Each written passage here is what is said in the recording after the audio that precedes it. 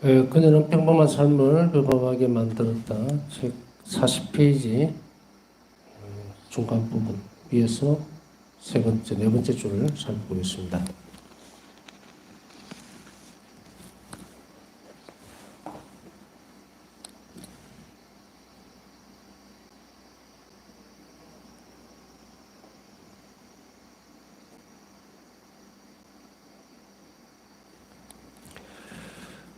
오늘 살펴볼 그 부분은 지난번에 보았듯이 하나님은 사랑과 자비시기 때문입니다. 모든 것이 그분 사랑의 표현임을 믿었기 때문에 가능한 일이었고 이것은 분명하게 확신으로 자리를 잡았습니다. 그러면은 이렇게 확신이 되기 위해서 무엇을 했어야 될 것인가? 그것은 계속적인 노력들. 지난 시간에 계속 말씀드렸죠. 반복해서 연습하고 계속해서 그것을 다른 특성을 쌓아가는 데에 활용했다는 거예요. 물론 이런 연습과 노력들이 바로 하나님께서 우리에게 주시는 은총으로 비로소 가능해졌다는 것도 이제 말할 여지가 없죠.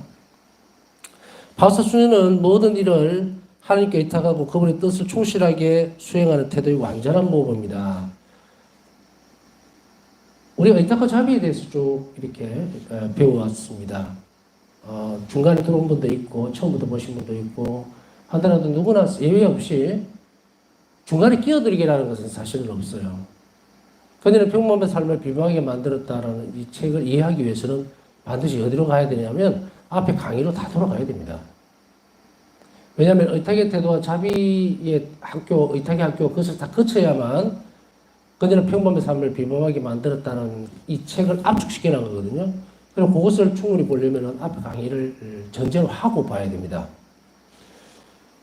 우리에게 있어서 의탁은 그리스도인의 생활이라고 그랬죠.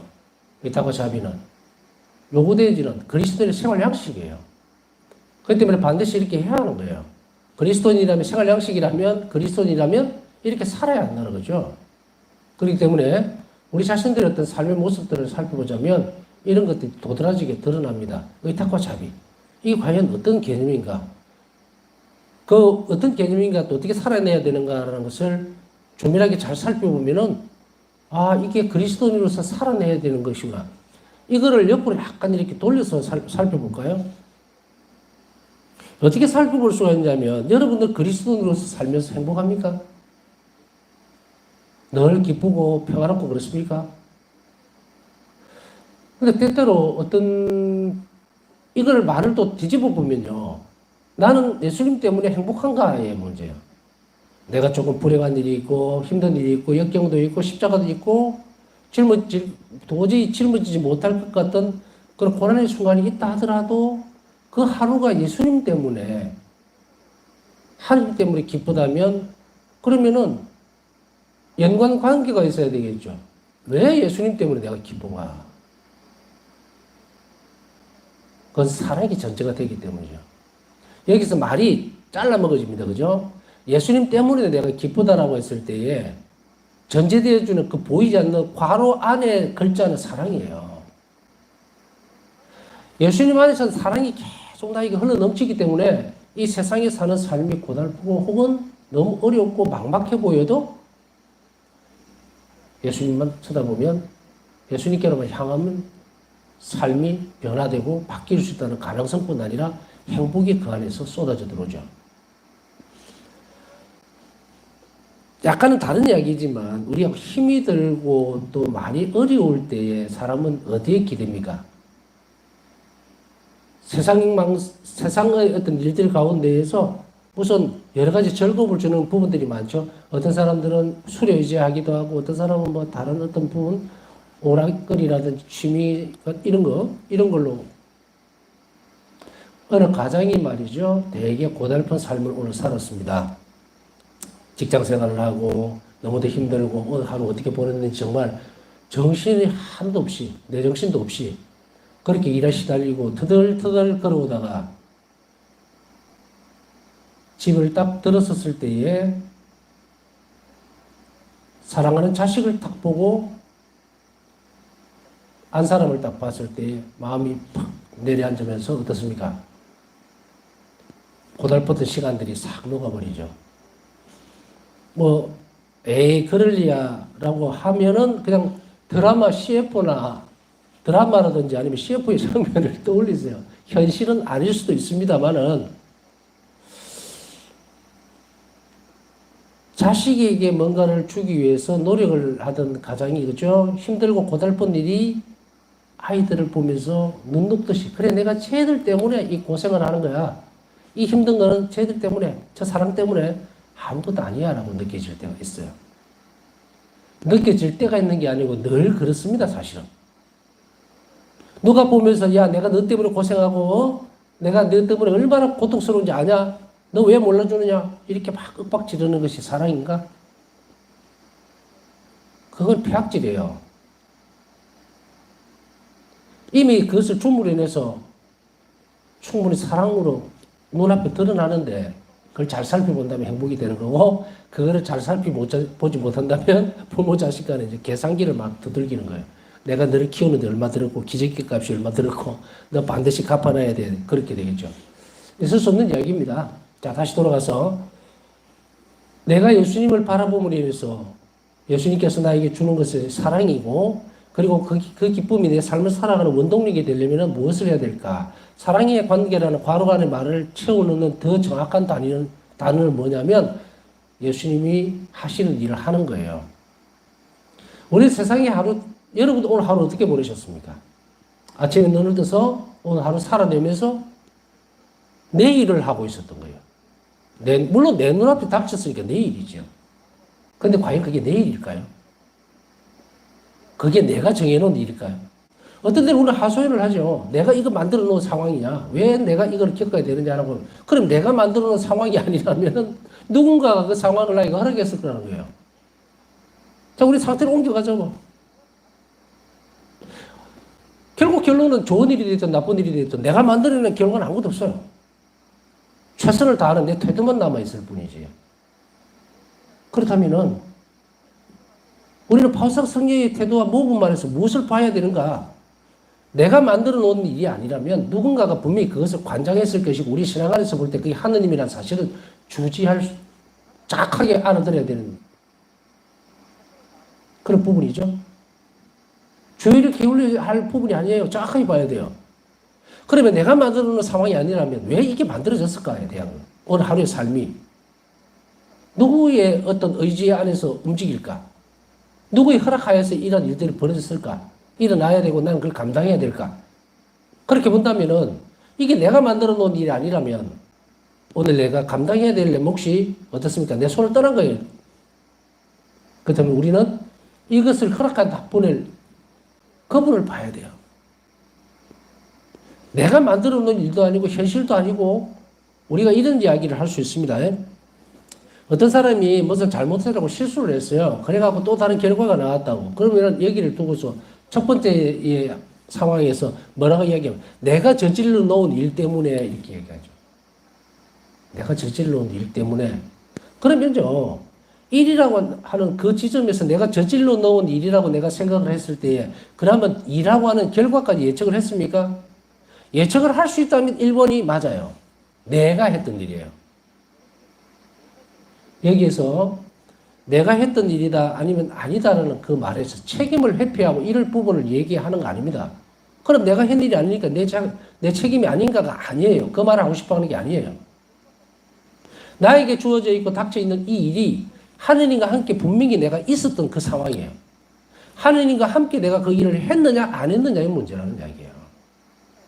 인간이 뭐라고 감히 내 일이니 내 책임이니 그 이야기를 하겠어요. 그 책임이 내 책임이다라고 할 때의 그 책임의 정도는 뭐냐면 하느님과 함께 하지 못했던 그 책임을 이야기하는 거예요. 하느님과 함께 내가 있었다면 그것이 선하게 됐을 거거든요. 분명히. 그런데 내가 하느님 보지 않았고 내가 했기 때문에 하느님 없이 이루어진 그 일에 대한 책임을 이야기하는 거예요. 죄가 그렇죠. 죄를 저질렀을 때에 내 책임이 내 잘못으로 되어졌다는 것은 분명한 사실입니다. 그런데 그 잘못이라는 게 어떻게 이루어졌느냐? 내가 하느님을 붙들고 있었으면 되는데 이걸 놓친 거죠. 그거에 대한 책임이에요. 그것에 대해서 책임을 져야 된다는 거예요. 왜냐하면 그것 때문에 결과가 엉뚱하게 튀어나와 있으니까. 예측하지 못한 결과를 악이라는 것으로 드러나 버리니까. 자, 바울사 승리는 여기에서 다양한 의미에서 이런 것들을 하지 않기 위해서 내가 하느님과 떨어지지 않고 내가 내 책임을 하느님 안에서 충실하게 수행하기 위해서 또 행복해지기 위해서는 무엇을 해야 된다? 그것은 바로 모든 일을 하느님께 의탁하고 그분의 뜻을 충실하게 수행해야 한다는 거예요. 그러면 이제 어떻게 됩니까? 내 일이 아니에요. 그죠? 내 일이 아니고 예수님과 함께 해야 되는 일이에요. 하느님과 함께 해야 될 일이라는 거예요. 무엇 때문에? 선하신 아버지께서 그 일을 나에게 허락했기 때문이죠. 선하신 아버지께서 그 일을 허락했다는 것을 내가 받아들일 때 내 혼자 그 일을 수행할 수가 없어요. 할 수가 없습니다. 그걸 잘 알아들어야 됩니다. 우리 이 세상 안에서 아까 말씀드렸잖아요. 어떤 결과도 예측할 수 없고 제가 5분 뒤에 무슨 말을 할지 난 모릅니다. 분명히 내 입을 통해서 나갈 거예요. 여러분들도 마찬가지죠? 5초, 10초 뒤에 할 이야기를 나는 예측을 못합니다. 그렇기 때문에 모든 일은 어떻게 돼갑니까? 예수님과 함께 해야 한다는 거예요. 세상 모든 일들을 그래야만 우리가 하느님을 사랑할 수가 있고 내가 어떻게 하느님 없이 살 수 있는가에 대한 그런 부분들이 접목되어질 때 그 생활이 뭐다? 그리스도인들의 생활이에요. 이것은 그리스도인들에게 요구되어지는 뭐라 그랬습니까? 생활 태도라 그랬죠? 생활 태도는 떠들어올 수가 없단 말이에요. 이게 분리가 안 돼요. 그리스도인이라면 당연히 이렇게 살아내야 된다. 이렇게.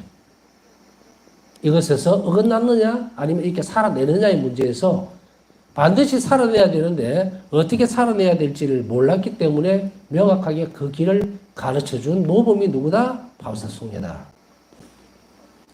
우리는 그러면 다시 돌아가면 자비신심에서 바울사 승려의 영성, 이분의 태도를 제대로 배우고 그 삶을 살아내지 못하면 자비신심을 살아낼 수가 없다는 이야기입니다. 바울사 승려 없이 어떻게 자비신심을 살아낼 것인가? 못 삽니다. 자비신심 못 삽니다. 여기에서 제가 얘기하는 것은 하느님의 자비를 개인적으로 우리가 지금까지 믿어왔던 하느님 자비롭습니다 하는 측면에서 일반적으로 가는 것에 대해서는 믿을 수 있어요. 그 우리 신앙의 내용이에요.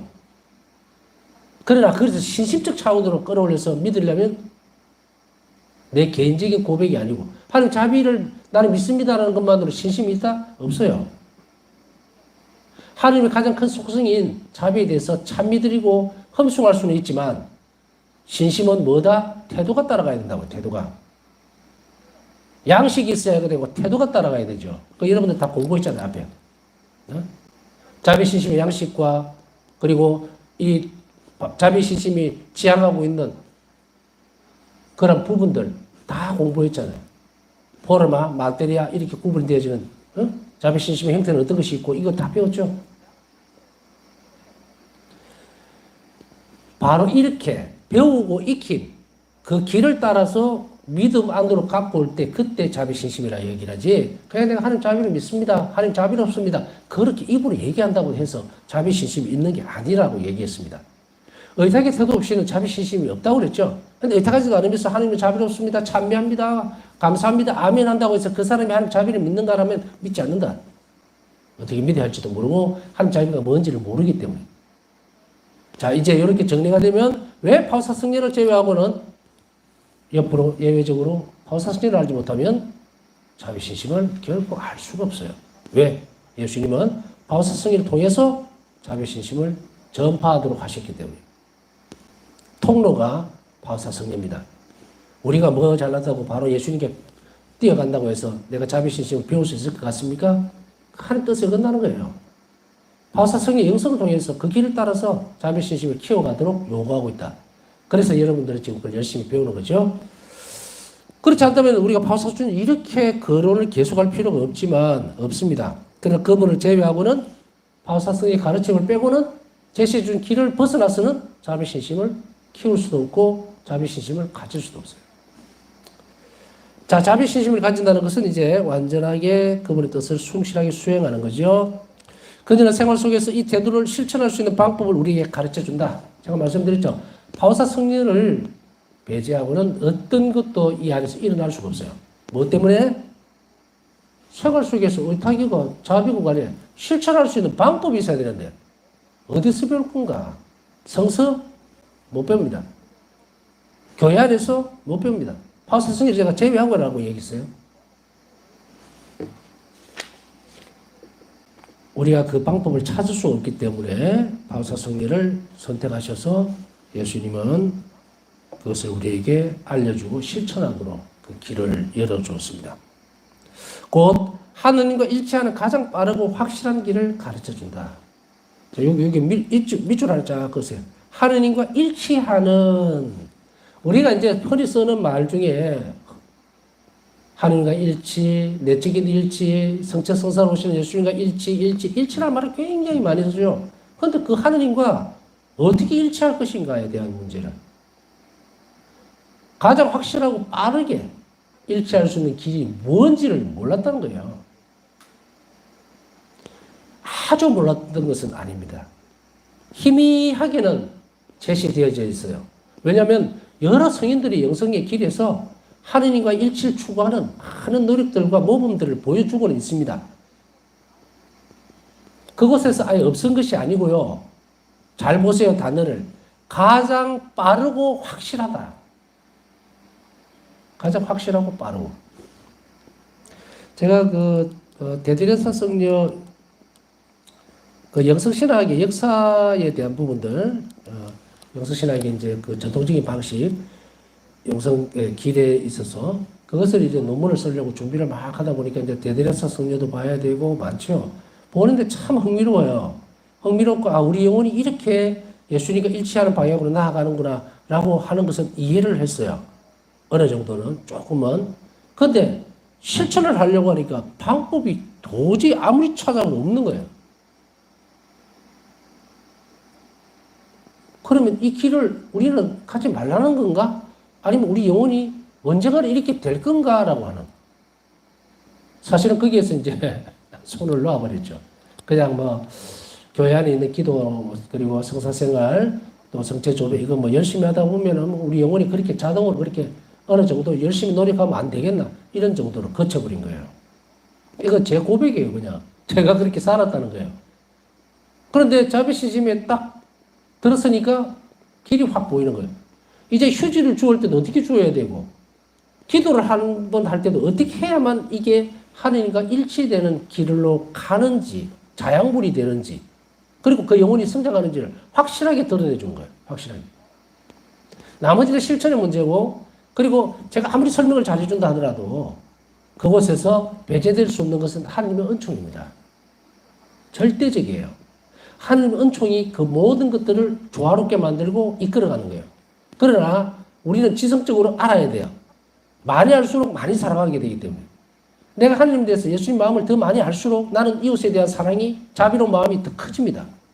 왜냐하면 예수님이 자비시기 때문에.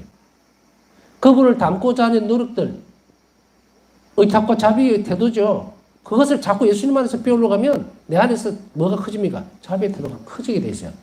그럼 영혼 안에 내 영혼이 자비로 변형이 되는 거예요. 이것이 된다면 이제 이 길을 통해서 예수님과 확실하게 일치될 수 있다는 것을 제시해 줍니다. 이제는 왼쪽으로 가야 됩니까? 오른쪽으로 가야 됩니까? 도대체가 서울로 가라고 그러는데 방법은 하나도 안 가르쳐 주니까 도대체가 말을 타고 가라는지 KTX를 타야 되는지 비행기 타야 되는지 하나도 안 가르쳐 줘. 그러나 목적은 분명해요. 서울로 가야 된다는 거예요. 우리 천국 가야 된다는 것을 교회가 다 가르쳐 줬어요. 성사생활 하면서 이렇게. 그래 중간에 이렇게 뭔가 과로가 있죠. 이게 건너뛰어야 되는데 이 방법이 없는 거예요. 아까 말씀드렸듯이 여러 성인들이 다양한 방법들을 제시를 해줬습니다. 그러나 자비시심 안에서 특히 파우사 성녀의 길은 예수님께서 직접 가르쳐 주신 길이에요. 그래서 가장 빠르고 가장 확실하다. 그래 여러분은 무엇을 선택해야 됩니까? 좀 느릿느릿하게 가고 싶으면 가도 됩니다. 그러나 그 길 끝에 반드시 하나님의 자비를 입을 수 있도록 해야 돼요. 그거 빠져놓으면 진짜로 안고 빠진 찐빵입니다. 우리는 이 길을 알았기 때문에 다른 어떤 요소들을 배제하지는 않습니다. 바우사 성녀도 교회가 갖추는 많은 기도들을 바치면서 예수님과 일치를 하려고 추구했고 나아가려고 애를 썼어요. 그러나 예수님은 그 모든 것 가운데서 가장 확실하고 정확한 길을 가르친 것이 바로 내 자비에 대해서 묵상하라였어요. 이게 가장 빠른 길이다. 예수님 직접 가르쳐 주신 길이니 이보다 확실한 것은 없다. 희망이 없는 시기에 권력과 불신과 방종의 위기로 어려움을 겪는 시기에 그녀의 모범은 특별히 의미심장하다. 자, 오늘날 우리가 세상을 돌아다 보면 정말로 너무도 엄청난 일들이 벌어지고 있습니다. 너무 또 생각도 못하던 일들, 어쩌면요, 우리가 충격을 너무 크게 받고 난 뒤라서 그런지도 모릅니다. 코로나라고는 전대 미문의 사건이죠. 전 지구가 다 흔들려버릴 만큼 어마어마한 것을 2년 넘게 겪고, 지금도 후유증이 시달리는 사람도 있고, 저도 코로나 걸려봤고, 가끔씩 좀, 뭐 그런 게 있는데, 그 코로나 후유증이 지금 잘 모르겠는데, 여하튼, 이런 어마어마한 전 지구를 다 흔들어 버렸죠. 중세 때 보면은 흑사병이 돌아오는 시기가 있습니다. 역사적으로 보면은 그때에 나병이 같이 번집니다. 그러나 먼저 선제된 것은 나병이 먼저 창궐을 했어요. 그러니까 유럽 전역에 죽음의 병인 이것이 돌기 시작했죠. 나병이. 그렇게 해서 나병 환자들이 전부 다 이제 격리를 시키고 유배를 시키고 막 너무도 많은 사람들이 희생을 당하게 됩니다. 그런데 이대로 간다면은 정말 유럽 전체가 다 몰살할 지경에 이르는 거예요. 전염력이 어마어마하게 컸고 약도 없죠. 그래서 이 상황에서 역사적으로 보면은 갑자기 어느 시기에 나병이 싹 없어져 버립니다. 그 왜일까요? 아는 사람은 알지만 흑사병이 돌기 시작해요. 흑사병이 어디서 나옵니까? 쥐에서 전염이 되죠.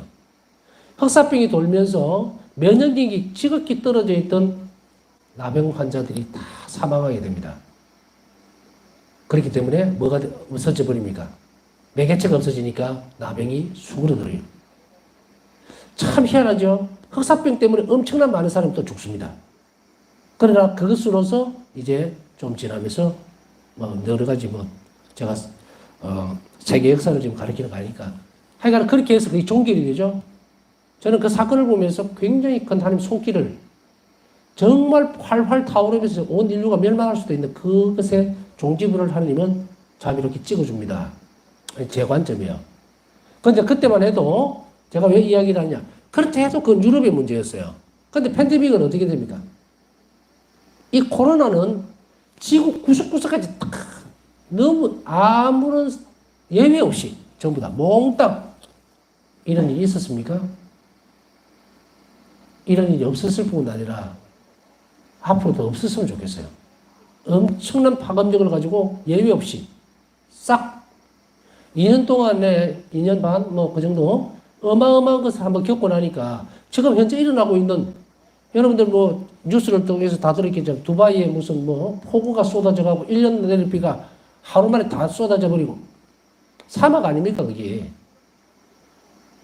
그리고 수시로 지진에다가 대만 지진 일어나고 뭐 무뎌져 버렸죠. 이게 악의 결과물이에요, 이게. 이 인간이 죄 때문에 일어나는 것에 대해서 너무 무뎌져 버린 거예요, 지금. 너무 큰 거를 한 방 맞고 나니까 다른 거는 조그만하게 보이지만 엄청난 일입니다. 우크라이나 전쟁에다가 이스라엘과 지금 중동 전쟁에다가 제 기억에 많은 뉴스들을 보면 전쟁이 어느 국가에서 일어나는 몇몇 국가에서 전쟁이 일어나고 나면 그 다음 다른 부분들은 좀 조용했거든요. 근데 지금 이게 뭡니까? 어마어마한 악이 활동하고 있죠. 러시아가 지금 우크라이나 침공했던 그 시기에 그때 코로나 시기였어요. 코로나 시기에. 아무리 죽고 싶어서 환장을 했지만은 가만히 있다가도 죽는데 그 총을 들고 또 들어가요. 얼마나 엄청난 악의 움직임입니까? 자, 이게 희망이 없다. 마치 2차 세계대전, 그 다음에 권력과 불신, 방종 위기로 어려움을 겪는 시기가 지금 이 시기 아닙니까? 우리가 너무 무뎌져 있어요. 매주권에서 스님께서 계속 기도하라는 것은 기도는 우리를 예민하게 만듭니다. 그리고 선악을 빨리 구별하게 만들고 악을 종식시키기 위해서 하나님께 탄원을 할 수 있게 만드는데 결국은 뭐예요? 지금 이 시대에, 이 시기에 하나님의 자비를 청하는 기도가 바닥을 치고 있다는 이야기예요. 점점 악의 불길은 점점 거세지죠. 빙하가 녹아내리니, 올여름에 여러분들은 뉴스 들으셨겠지만, 올여름 폭염이 역대급이라고 또 얘기를 하죠, 또. 그래서 저는 그렇게 생각해요. 우리가 하나님 자비를 청하고, 우리가 열심히 거룩해지려고 하고, 이 땅에 하나님 자비를 청하는 기도가 더 많아지면, 그까이 것 넘어갑니다. 역대급과 아니라 역대급 저 할아버지라도 전부 하나님 손길이 있는 거죠. 이 시기에 뭘 위해서 이렇게 요구하고 있는가? 여러분들의 강한 믿음을 원하는 거예요. 여러분들의 강한 믿음 어디서 출발해야 됩니까? 의탁하십시오. 작은 일을 하더라도. 그리고 이 땅을 위해서, 이 불쌍한 인류를 위해서, 죄 많은 영혼들을 위해서 하나님께 자비를 청하십시오. 요즘 새시기도를 여러분들하고 같이를 하지만 참 저는 그 생각이 들어요. 너무 참 많이 안 늘어난다, 사람들이. 그러면서도 속으로는 눈에 보이는 게 다가 아니다. 구석구석에서 다 잘하고 있을 것이야 라고 하면서도 다른 한편으로는 눈으로 확인이 안 되니까 안타깝고 안 하는 거 아닌가 하는 불안감도. 불안감이라기보다 걱정거리죠. 그래서 이렇게 좀 더 강경하게 얘기를 하고 싶다는 이야기입니다. 희망이 없는 시기가 되지 않도록. 지금 보면은 자영업자들 문 닫고 막 파 한 달에 상상할 수 없을 만큼 물가가 뛰고 그러죠. 파값이 너무 비싸고 막 물가가 뛰고 이런다니까, 저는, 이거 파를 좀 심었다. 여러분들 화분 있죠, 화분에. 제 농사를 9년 지어봤잖아요. 혼자서. 화분에다가 그냥 대파 한 두세 개 갖다가 심으세요. 안 내려고요, 그거. 심으면요, 잘라 먹고 하면 아주 넉넉하지는 않아도 작은 가족도 다 삽니다. 안 하려고 해서 그렇지. 자, 다시 저리로 돌아갔어요. 그녀는 모든 상황에서 하느님께 절대적으로 의탁하고 그분의 사랑 어린 뜻을 수행하는 생활 방식을 길 잃은 세상의 암흑 속의 별처럼 제시하고 있다. 제가 여러분들에게 계속 이 시간을 통해서, 성시간을 통해서 자비의 신심에 대해서 가르치면서 저도 계속해서 여러분에게 하소연을 하고 있는 거예요. 이 그분의 뜻을 수행하는 생활 방식을 선택해야 합니다. 여러분 중에 단 한 명이라도 오늘 조금 더 내일 하나님께 의탁하도록 마음이 변하고 이 땅에 한 자비가 내리기를, 한 자비를 청하는 기도를 한 번이라도 더 할 수 있다면 저는 제 고달픔이 문제가 아니에요. 제 방향 또한 마찬가지로 이 일을 함으로 인해서 하나님께서 기뻐하시면 됐어요. 우리가 그 기쁨이 내 기쁨이 될 때, 그때 우리는 모든 것을 하나님께 영광을 드릴 수가 있게 되겠죠. 그렇기 때문에 모든 상황에서 여러분들이 이제 조금씩이라도 좀 더 의탁하는 태도를 결심하고 또 가져가도록 애를 썼으면 좋겠다는 겁니다. 또 반드시 그렇게 해야 되고요. 자, 그 다음에 자비로움의 모범인 바우스다 수녀.